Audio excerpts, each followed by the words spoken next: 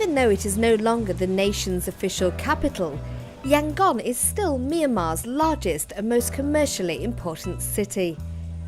Its downtown skyline is constantly changing thanks to the development of new hotels and rapidly increasing tourism. The city's historic sites have also undergone a facelift, and a walking tour of Yangon is a rewarding experience. The old buildings in downtown Yangon reflect the colonial British heritage of this city. A walking tour will take you past courthouses, parks, government buildings, old churches and the classic red brick structures of the 19th and early 20th centuries, including the famous Strand Hotel, which was built in 1901. Visitors are heading here in ever-increasing numbers, and Yangon is seeing a rapid growth in restaurants and coffee shops.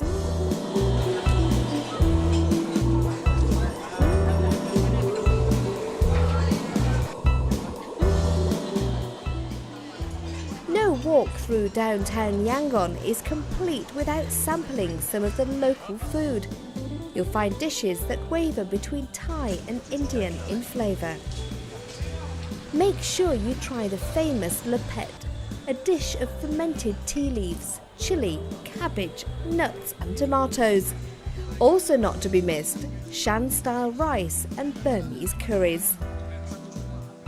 In the heart of the city, surrounded by busy streets, the Sule Pagoda is said to be over 2,000 years old and contains a hair given by the Buddha to two Burmese merchants.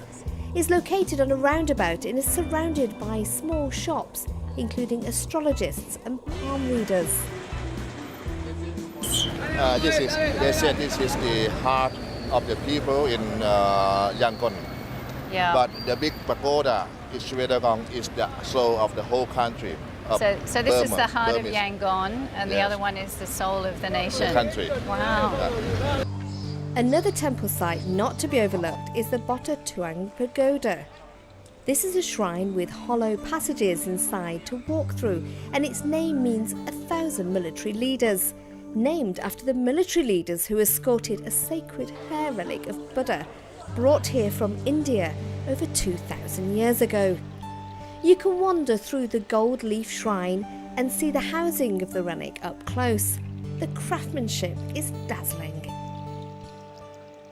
Devotees also head here to donate money to the resident nats or guardian spirits and to ask for luck and prosperity.